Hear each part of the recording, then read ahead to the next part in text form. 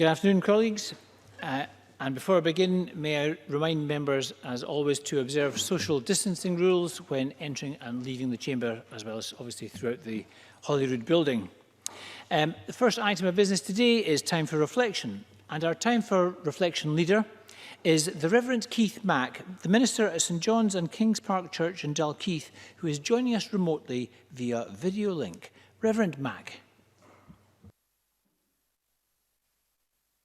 Thank you. It's nice to be back again.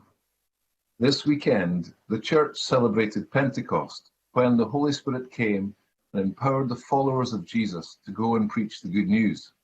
This is when the church began, nearly 2,000 years ago. The church has gone through much in that time, highs and lows, but the church, as I have seen it and experienced it, is very much alive today. Jesus promised that he would leave a comforter for his followers, the Holy Spirit, a comforter for the afflicted, who afflicts the comfortable also, the Spirit who challenges and consoles and calls the church and us all to action. I read a book called The Boys in the Boat, which is a tale about a team from America who beat all the favoured rowing teams at the 1936 Olympics.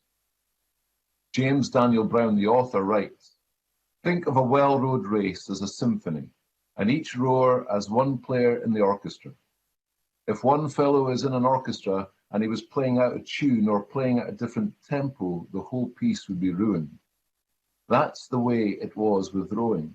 What mattered more than how hard a man rowed was how everything he did in the boat harmonized with the other fellows and what they were doing. And a man couldn't harmonize with his crewmates unless he opened his heart to them. He had to care about his crew. It wasn't just the rowing, but his crewmates that he had to give himself up to, even if it meant getting his feelings hurt." What is interesting is that each rower had not only to match his technical skill or strength with the other rowers, he had to trust and care for the others on his team. And the gateway for this was humility. And in many ways, it is the same in the life of the church and for our society. For the Spirit to unite us, we have to lay down our stuff. We have to trust each other and care for each other, especially at a time such as this. The church is alive today. In Dalkeith, where I am from, and across Scotland, we are seeing, with the help of others, the church feed and care for those in need, connect the isolated, and help make people's day. It's only through the power of the Spirit that this happens. The church cannot survive without the comforter of the afflicted.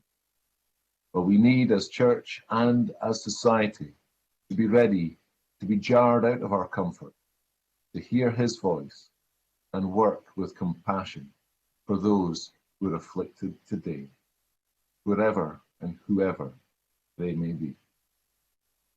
Thank you.